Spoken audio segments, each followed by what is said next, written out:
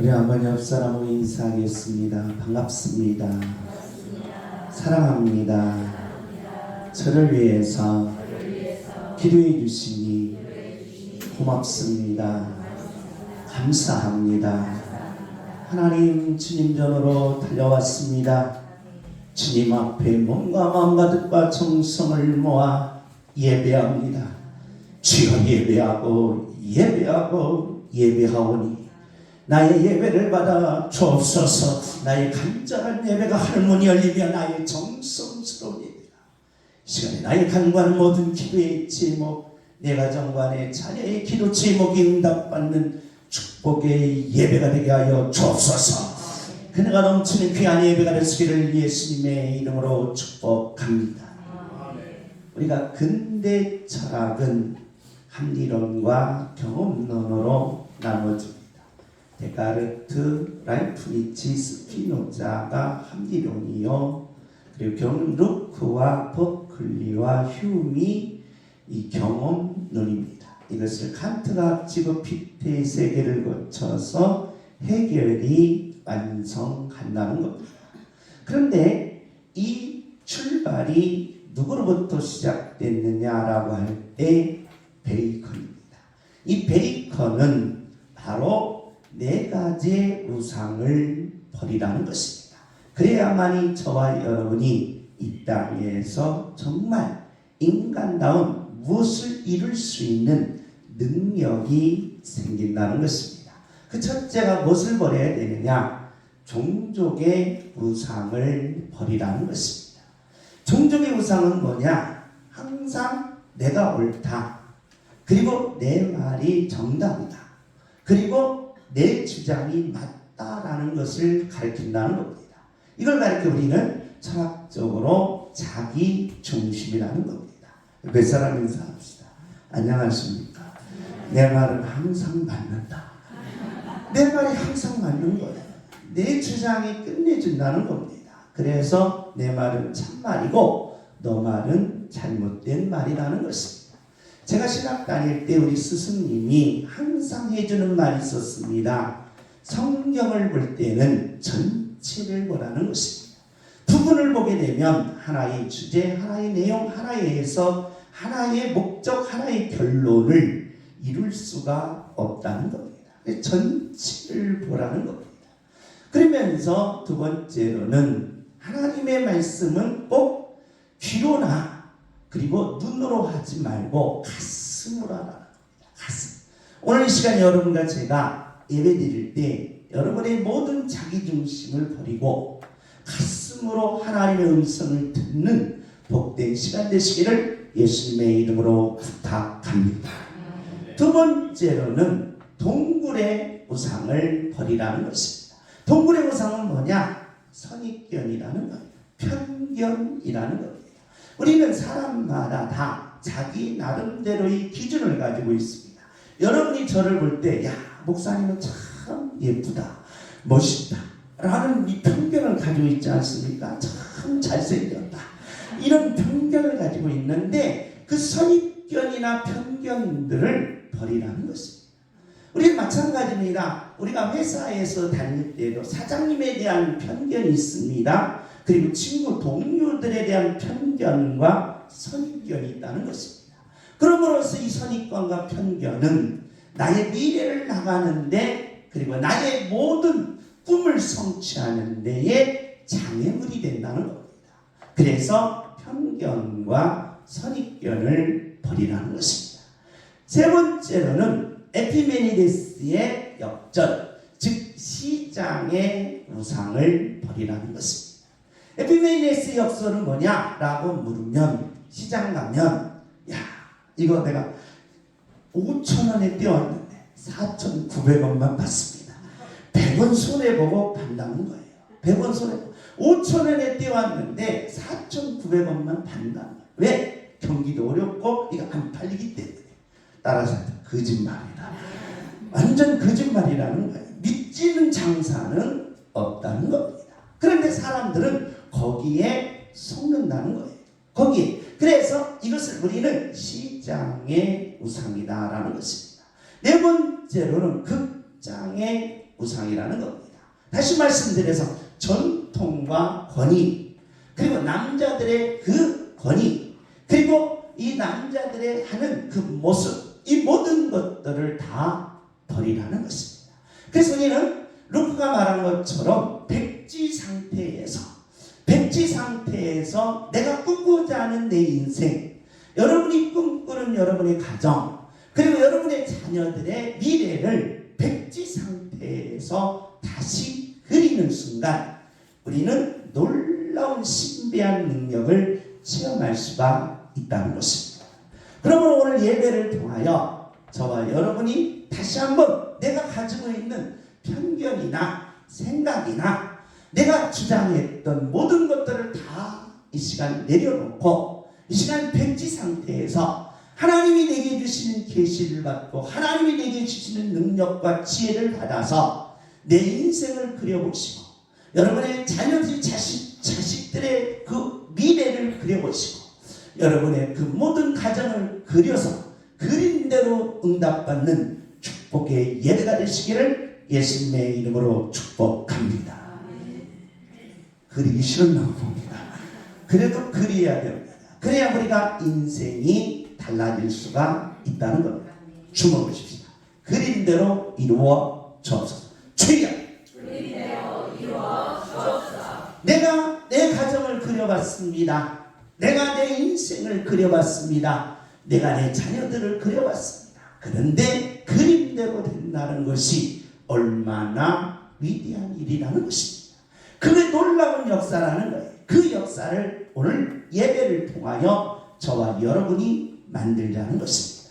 주여 그린 대로 이루게 하옵소서. 주여 그린 대로 이루게 하옵소서. 아멘. 이 시간에 네 가지 우상을 버리시고 이 시간 여러분이 꿈꾸는 것, 여러분이 2024년 기도 제목, 그리고 내가 꼭 이루고자 하는 것들을 잘 그리셔서 그림대로 이루는 능력자들이 되시기를 예수님의 이름으로 축복합니다. 우리가 신약 성경은 성령님은 보혜사시다라고 그랬습니다. 성령님이라는 말은 아빠라는 뜻을 가지고 있다라고 그랬습니다.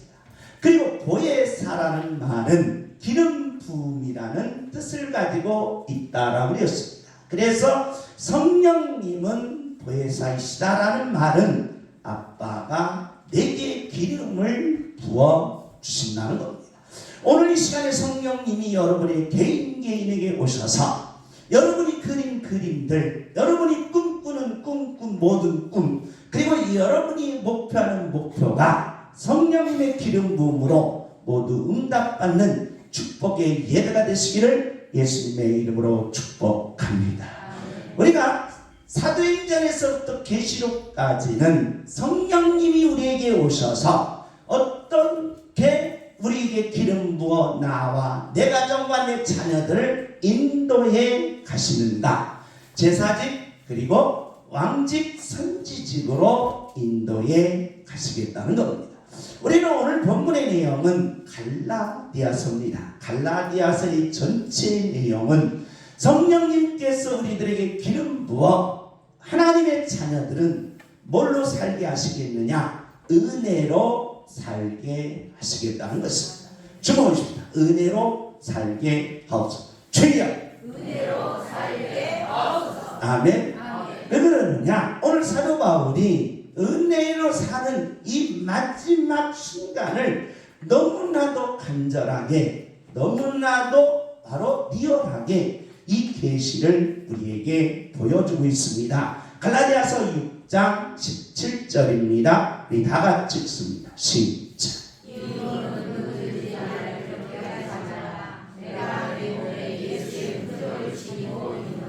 내가 예수님의 흔적을 지니고 있다는 겁니다.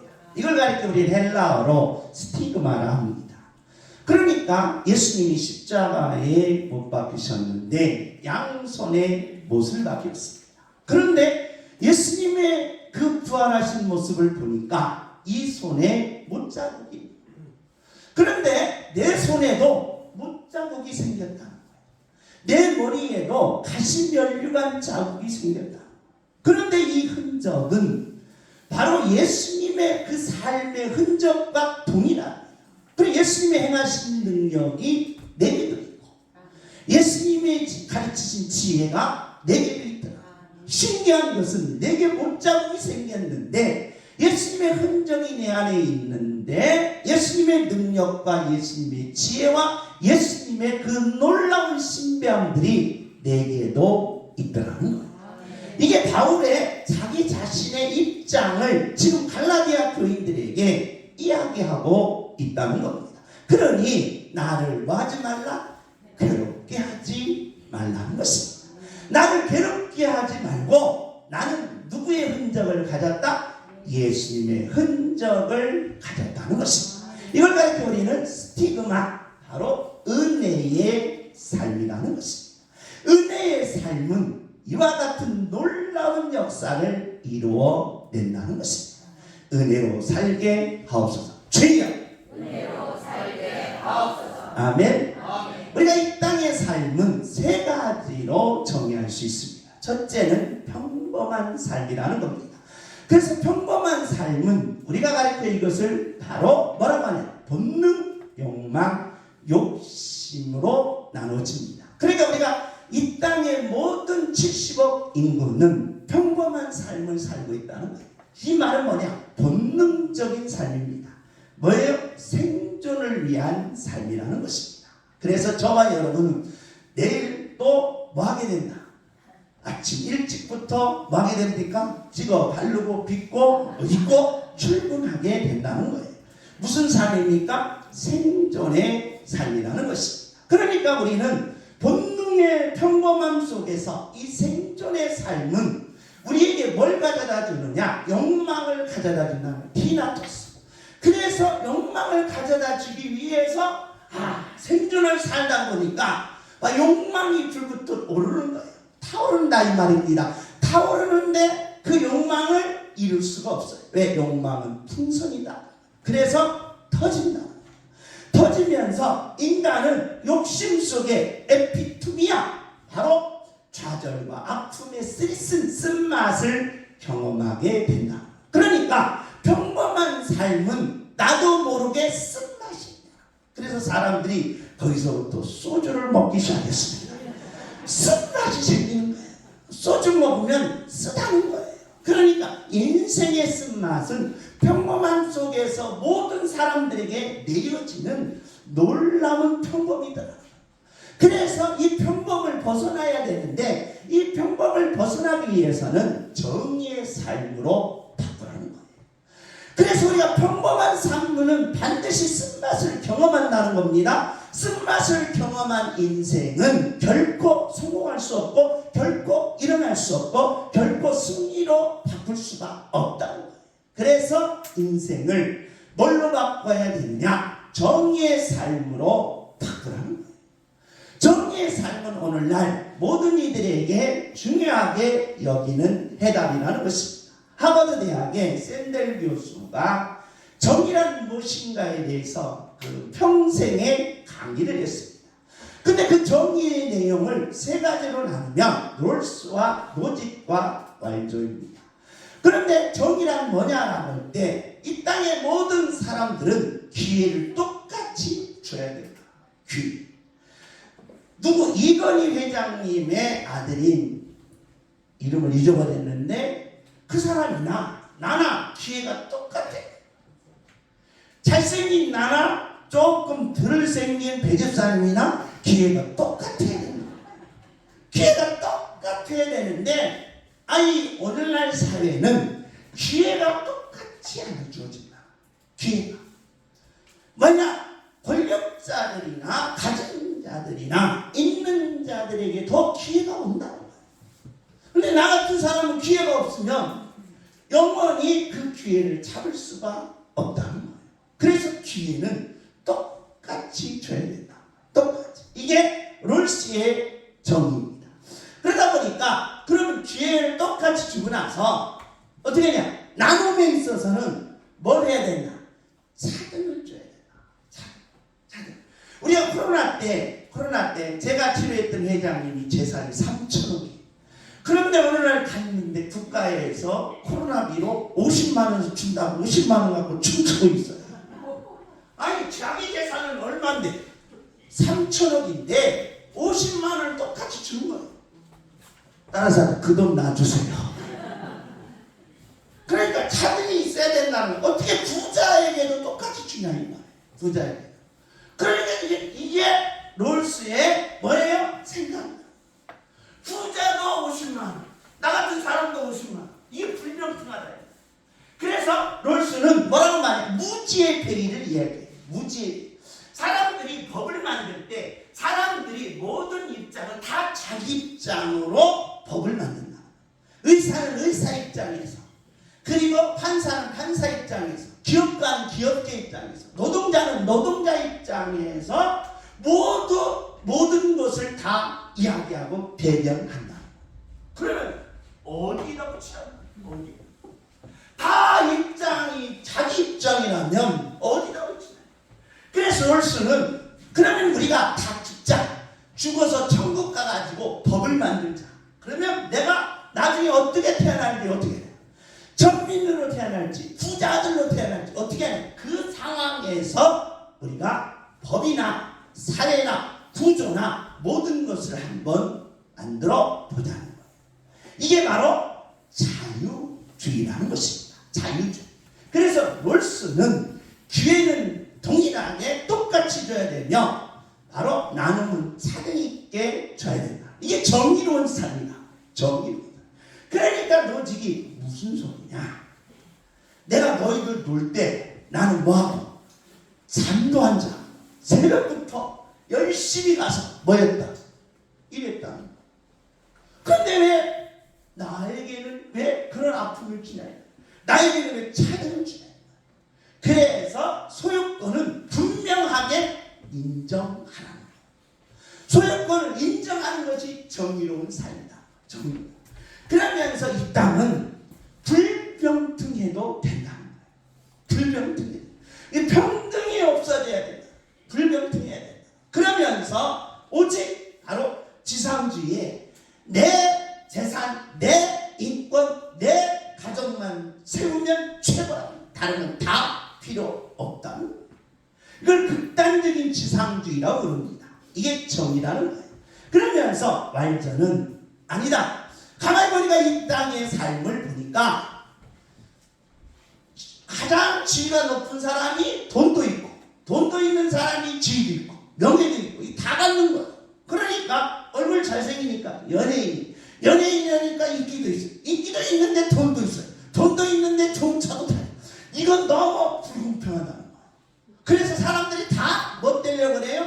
연예인 되려고 하고 정치하려고 하고 막 그런다 이 말이에요. 그래 이게 도대체 이게 불공평하다. 그러니까 정치하는 사람은 명예 하나만 갖고 돈은 다 뺐자. 돈은 다 뺐어. 옆에 사람 이쁜 사람은 이쁜 거 하나만 갖고 나 옆에 사람 당신 방안이 이쁘구만. 이쁜 거 하나만 뺐고 이쁜 거 하나만 갖고 나머지는 다 뺏는 거예요. 그래 머리가 빈 거예요. 그래 그게 안 되는 거예요. 그래서 이 정의로운 삶을 만들어보자. 그래서 이 정의로운 삶은 모든 인류 국가의 70억 인구가 바로 열광했다는 거예요. 열광. 그래서 정의로운 삶을 사는 자에게 지성이요, 정의로운 삶을 산 자에게 물질이 들어갔고, 정의로운 삶을 산 자에게 명예와 지위가 높아졌다는 거예요. 이런 정의로운 삶을 사는 바로 이 땅의 정의가 가장 위대하다라고 외치면서 모든 사람들이 거기에 몰리니까 바울이 이렇게 말합니다. 평범한 삶보다는, 정의로운 삶보다는 무슨 삶이 중요하다? 은혜의 삶이 중요하다. 그래서 우리가 평범하지만 뭘로 살아가자? 은혜로 살아가는 거예요. 주옵시다. 은혜로 살게 하옵소서. 주여 은혜로 살게 하옵소서. 왜 그러느냐? 이 은혜의 삶이 왜 이렇게 중요해요? 은혜의 삶은 바로 무시를 받습니다. 조롱을 받아요. 그러면서 은혜의 삶은 신비함이 있어요. 뭐가 있느냐? 평안이 있어요. 여러분 친정집에 가보십시오. 친정집에 가서 질서를 지킵니까? 어머님 제가 왔습니다 하면서 의자에 이렇게 앉아있어요. 그건 뭐 하는 거예요? 야, 내 딸 좀 정신 이상 있어. 그런다. 그러니까 은혜의 삶이 뭐냐? 부모님의 은혜가 크니까 집에 가면 가자마자 뭐예요? 바로 여성미는 다 무너지는 거예요. 여성미가 전혀 없어요. 몸빼 입고 다 배 내밀고 그 다음에 발가락 올려놓고 그러면서 할 대로 혼자 다 지랄하고 있는 거예요. 이게 바로 평안한 삶이에요. 그냥 너무나도 평해. 그러니까 부모님 집에 가면 편안해요. 그래서 우리가 이 땅의 삶 속에서 부모님의 은혜를 잊어버리네. 사랑다. 왜? 평안합니다. 너무 조심스러워. 이선희 집사님. 막 엄마 집에 가면 너무 답답해. 너무 조심스럽고 너무 막 질서가 잡혀가지고 막 머리가 지근지근 아파. 그렇습니까? 안 그렇다는 거예요. 그냥 편해. 좋아. 그래서 그냥 쉬다 가는 거야. 그래서 남편하고 싸우면 가고 싶은 곳이 어디야? 엄마 집에, 엄마 집, 엄마 집. 그냥 가서 그냥 막 아무 생각 없이 그냥 퍼질러 자면서 그냥 살고 싶어. 이게 바로 평안이에요. 은혜의 삶은 질서도 없어요. 그 다음에 뭐예요? 규칙도 없어요. 규정도 없는데 무시당하지만 평안이 있어. 평안이 있다. 그러면서 쉼이 있는 거야. 쉼. 그러니까 남편하고 싸우고 스트레스 받다 했는데 친정집 3일만 갔다 오면 얼굴이 펴지는 거예요. 내가 남자들 하나 키를 드릴게요. 아내가 그래서 눈이 돌아가면 얼른 펴 끊어오세요. 친정집. 얼른 펴 끊어오서 친정 갔다 오라오면 이게 풀려요. 그런데 놀라운 사실은 바로 친정 갔다 오면 이상한 묘미 신비한 힘이 생겨요. 이게 바로 뭐다? 은혜의 삶이다. 은혜는 무시를 당하고 조롱당하고 질서도 없지만 그 속에 평안이 있고 쉼이 있고 신비가 있다. 그래서 저와 여러분이 하나님의 은혜를 갖는 순간 내게는 뭐가 있다? 평안이. 그래서 예수님이 말씀하는 겁니다. 수고하고 무거운 짐진 자들아 다 내게로 오라. 내가 너희를 편히 쉬게 하리라. 쉼이 있는 거예요. 은혜의 삶이 쉼이 있는 거예요. 그러면서 나도 모르는 신비한 쉼. 오늘 이 시간 예배를 통하여 여러분에게 주어지는 줄 믿습니다. 뭘로 살아가라? 은혜로 살아가라.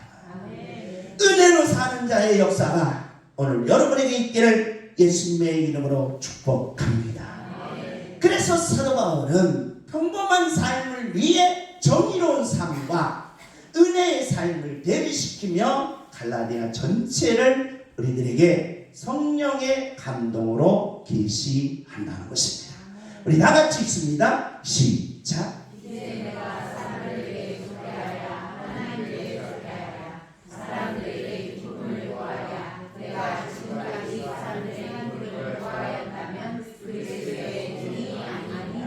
우리가 이 땅에 살면서 정의의 삶은 뭐냐? 사람들을 좋게 하는 삶이다. 이걸 해계는 뭐라고 말하느냐? 인정욕구라고 그럽니다. 우리가 세상에 들어가면 인정받기를 원한다는 겁니다. 그래서 우리의 감각과 우리의 지각과 우리의 오성과 우리의 의식과 우리의 이성이 모든 것을 동원하여 인정받기를 원한다. 우리 학교 다닐 때에 우리 형하고 저하고 비교하면 이렇습니다. 형은 학교에서도 잠자도 선생님한테 안 맞았습니다. 왜? 얘는 집에 가서 바로 밤새 잠 안 자고 뭐였기 때문에? 공부했기 때문에. 왜? 형은 공부를 잘했어요. 잘했기 때문에 1, 2등 갔기 때문에 바로 잠자도 용서가 돼. 내가 잠자자를 휘청이고 앞으로 그냥 왜 그런지 아세요? 공부 못한 놈이 밤새 게임하고 왔구나 라고 하면서 난 실상 그 전날 공부했는데 공부해도 맞아요. 왜? 이게 인정. 그래서 선생님한테 인정받으면 조퇴도 빨라집니다. 조퇴도. 너 1등간 너 조퇴 가라는 거야.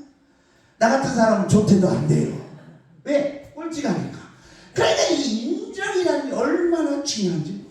여러분 회사에 가서 사장님한테 인정받는다는 거 참으로 놀라워. 그래서 우리는 인정받기 위해서 사장님이 있을 때는 막 땀을 흘려요. 안 흘리면 땀이라도 막 빼듯이 그냥 흘려가지고 그냥 막 열심히 일하는 척 한다는 거예요. 왜? 인정받아야 돼. 그래야 뭐가 올라가? 진급이 올라간다 이 말이에요. 올라가. 그 다음에 올라가면 뭐가 많이? 이게 말이죠. 그래가지고 인정받는다. 그래서 인정투쟁이라는 겁니다. 그래서 이 회계는 이 땅을 사람 좋게 하는 인정투쟁, 이게 바로 정의의 삶이다라고 규정을 들었어요. 그런데 사도바울은 뭐냐? 야, 사람을 좋게 하는 인정투쟁이 너희들의 인생에 아름답게 만들 것 같지만 나중에 여러분 사람의 인정받기 위해서 내 인생을 다 투자했는데 아니 사장님이 나를 회사의 후계자를 딱 물려줄 줄 알았는데 누구한테 물려줘? 아들한테 물려줘. 나는 뭐야? 아무것도 안 된 거야. 그래서 거기에 배신과 아픔이 온다. 그렇기 때문에 사람을 좋게 하는 인정투쟁의 정의의 삶은 결국에는 배신과 바로 아픔이 쓰라린 고통이 내게 오니 너희들은 누구를 섬기며 살라? 하나님을 섬기며 살라는 거예요. 하나님을 섬긴 자들은 비록 내가 이 땅에서 조금 조롱이 있으나 조금 무시당하나 조금 못났으나 놀라운 사실은 하나님이 내게 주시는 지혜, 하나님이 내게 주시는 지식, 하나님이 내게 주시는 이 놀라운 신비한 능력으로 반드시 세상을 이겨낸다. 할렐루야. 그래서 은혜로 사는 자, 하나님을 섬기는 자는 반드시 세상을 이기더라는 거예요. 주여 세상을 이기게 하옵소서. 주여 세상을 이기게 하옵소서. 그러니 뭘로 살아가라? 은혜로 살아가라는 것입니다. 두 번째로 우리 다 같이 한번 읽습니다. 시작. 유력하다는 이들 중에 본래 어떤 일이든지 내게 상관이 없으며 하나님은 사람을 외모로 취하지 아니하시나니 저 유력한 이들은 내게 기쁨을 더하여 줄 것이고. 이 땅의 정의의 삶을 우리는 외모의 삶이라고 부릅니다. 그래서 외모지상주의가 나왔다는 거예요. 일단은 뭐 해야 돼요? 이뻐야 됩니다. 이쁘면 몇 점을 먹고 들어가요? 50점을 먹고 들어갑니다. 기본이 50점이에요. 이쁘면. 옆에 사람 참 이쁘십니다. 50점이에요. 50점. 그러니까 어제는 우리 권사님들을 우리 식사 대접했습니다. 식사 대접했는데 김 권사님이 눈이 예쁘더라는 거예요. 눈이 엄청나게 예쁘던 거예요. 엄청. 그래 그 옆에 있는 조 권사님이 나는 태어나서 눈만 보이더라는 거야. 나는 태어나서 눈만 보이더라는 거야. 그래 그 옆에 있는 김기사님이 나는 태어나니까 코도 입도 아무것도 없더라는 거예요. 나는 코도 입도. 그래서 나도 그랬죠. 나도 태어나서 보니까 나는 완전히 눈탱이더라는 거예요. 눈만. 외모 지상이. 그러니까 이쁘다는 거예요. 이쁘다. 이쁘면 50점을 먹고 들어간다. 그래서 사람들이 이쁜 것을 좋아한다는 거예요. 이쁜 것은 경제학에 도움되니까 이쁜 사람이 앉아있으면 매출도 올라가요. 그러니까 매출도 올라가요. 그러니까 김 권사님, 조 권사님 앉아있으세요. 매출이 올라간다는 말이에요. 그러니까 이 이쁨은 위대한 역사를 만들어낸다는 거예요. 이 세상. 이게 경제학의 원리. 이뻐라는 거예요. 이뻐라는 거예요. 그런데 문제는 그 이쁨이 그 경제학의 경제 성장을 이루는데 속은 썩더라. 속은. 그래서 은혜의 삶은 비록 마이너스 50점이지만 제가 여러분께 태어났을 때 저는 코도 없고 입도 없고 눈만 있더라는 거예요. 엄마가. 지금은 단추구멍만큼 눈이 작잖아요. 그런데 바로 그 속에 뭐가 있어요? 진국이 있다. 진. 내가 비록 마이너스 50점이지만 나는 뭐다? 진국이다. 진국. 여러분들 진국이 뭐예요? 사골국. 사골국. 끓여낸 사골국. 이 사골국에 여러분 보세요. 이 진국의 사골국에 소금을 넣고 고기 한 점 넣고 먹어보세요. 뭐예요? 기가 막혀요. 기가 막혀요. 이 진국이란 거예요. 진국. 그래서 사람이 외모로 갖는 사람들은 이미지의 삶을 살지만 바로 이 마음의 삶을 사는 사람들은 뭐다? 진국이다. 그래서 처음에는 이쁜 사람이 혹하지만 나중에 3개월이 지나면 뭐가 인기가 좋게 생긴다? 진국이 인기가 좋게 생긴다. 옆에 사람 당신 보안이 진국입니다. 진국이 돼야 된다. 진국. 그러니까 하나님의 사람들은 바로 은혜의 삶은 뭘로 가라? 진국으로 가라는 거야. 진국으로 가야 되는데 자꾸 처발르다 보니까 이게 됩니까? 안 된다는 거야. 그러니까 믿는 하나님의 자녀들은 진국으로 가는 거야. 진국으로 가서 야 멋지다. 내가 당신 만난 게 너무 나에게는 행운이다. 이렇게 해야 되는데 아가씨 때는 그렇게 예쁘네. 왜 이렇게 하냐. 이게 틀어지면 이게 문제가 되겠다는 거야. 그러니까 저와 여러분이 외모의 삶보다는 뭘로 가라? 나의 삶. 진국으로 가라. 주머니 진국되게 하옵소서. 최경 진국되게 하옵소서. 다시 한번 옆 사람에 인사합시다. 당신 보아니 참말로 진국입니다. 할렐루야. 이게 가르쳐 은혜의 삶이라는 거예요. 하나님은 외모를 보지 아니하고 그 중심을 본다. 그 중심. 세 번째로 우리 다 같이 한번 읽습니다. 시작.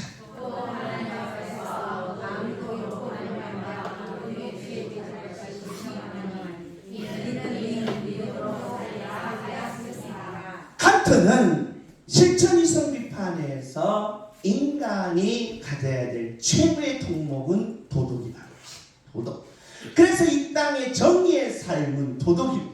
그래서 도덕을 가진 분들은 반드시 존경을 받습니다. 존경.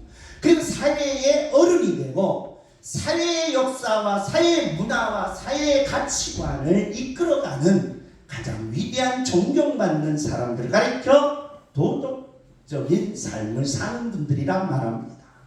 그래서 우리는 도덕을 가진 사람들을 좋아하고 도덕을 가진 사람들이 바로 인기가 이 민족 속에서 바로 문화적으로 가져왔다는 것입니다. 문제는 예수님이 말씀합니다. 이 도덕을 가진 분들이 약점이 하나 있더라는 거예요.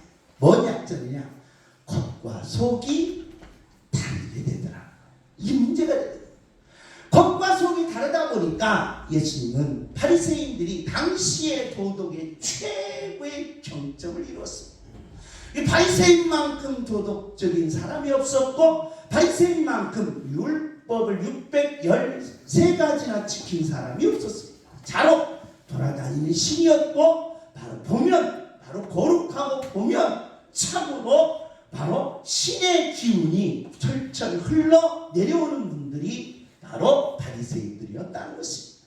문제는 예수님이 그들을 향하여 뭐라고 말씀하셨느냐? 독사의 자식들아, 이중성이다. 겉과 속이 다르다. 이게 바로 이 겉과 속이 다르는 이 정의의 삶은 이 땅을 변화시킬 수가 없다는 거예요. 사람을 변화시킬 수가 없다는 거예요. 미래의 꿈과 목적을 이룰 수 없다는 거예요. 그래서 바울은 뭘로 바꿔라? 은혜의 삶으로 바꿔라. 은혜의 삶은 믿음의 삶이라는 것입니다. 그래서 믿음의 삶은 바로 평범하지만 겉과 속이 같다. 진실성이다. 겉과 속이 같으니까 미래가 열리는 거예요. 겉과 속이 같으니까 내일의 꿈꾸는 것이 이루어지는 거예요. 겉과 속이 같으니까 하나님의 능력, 하나님의 축복, 하나님의 기적, 하나님의 응답이 내게 내려오더라. 이걸 가르쳐드리는 은혜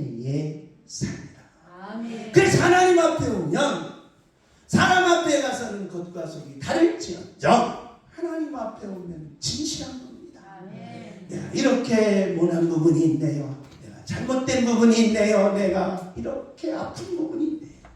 라고 하며 하나님 앞에 진실을 말하는 여러분에게 하나님이 함께하셨습니다. 하나님의 그 능력과 그 기적을 부어주시는 줄 믿습니다. 이게 믿음의 삶이며 은혜의 삶이라는 것입니다. 세 번째로 마지막입니다. 우리 다 같이 한번 읽습니다. 시작.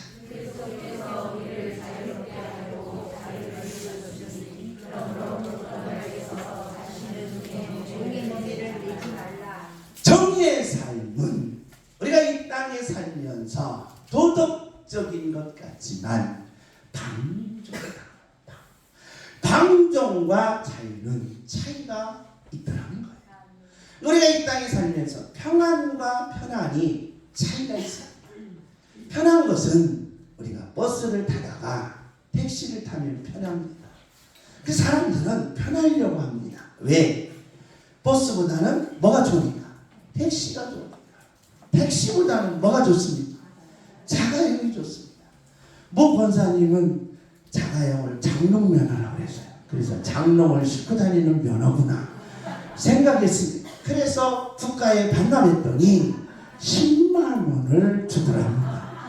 그래서 나도 10만 원에 눈이 열려서 나도 국가에 반납하려고 하다 보니까 그러면 누가 교회 차 운전하려고 나를 구박하자는 거예요.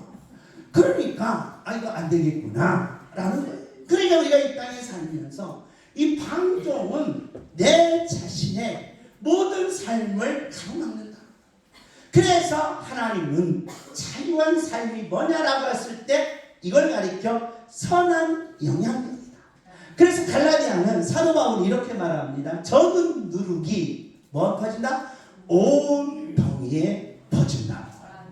이게 바로 선한, 즉 선한 영향력이라는, 여러분이 착한 모습, 작은 착한 모습, 여러분이 작은 착한 마음, 여러분이 작은 이 착한 행동들은 반드시 온 동이에 퍼지면서 믿음의 집념을 일으키게 만든다.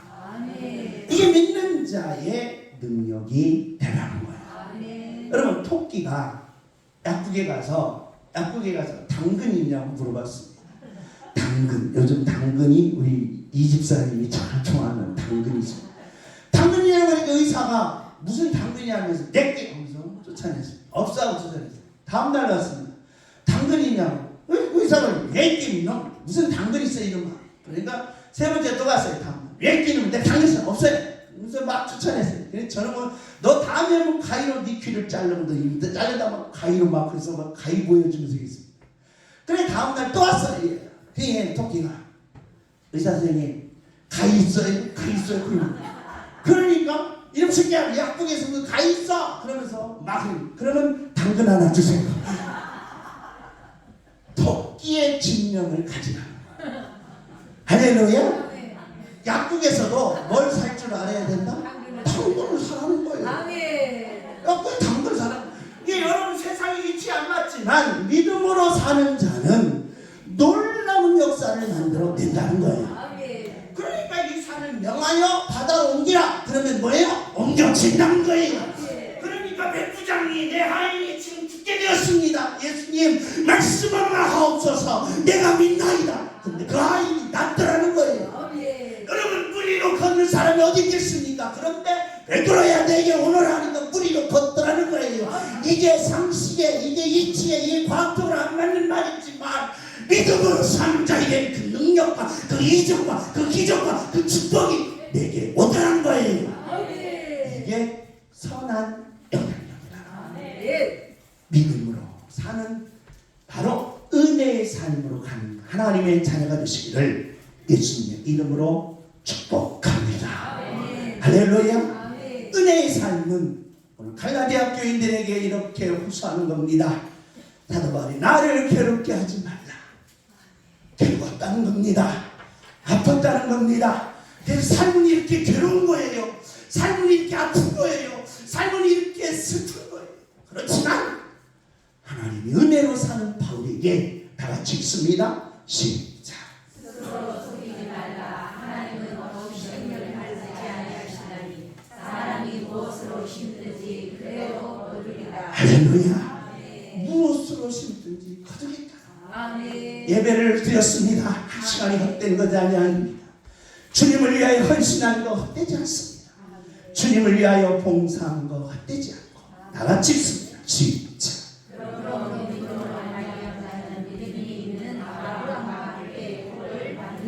할렐루야. 주무십시다. 은혜로 사십니까? 아브라함의 복이 임한 것입니다. 아브라함의 복을 부어 주옵소서. 주여. 마지막입니다. 우리 다 같이 읽습니다. 시작.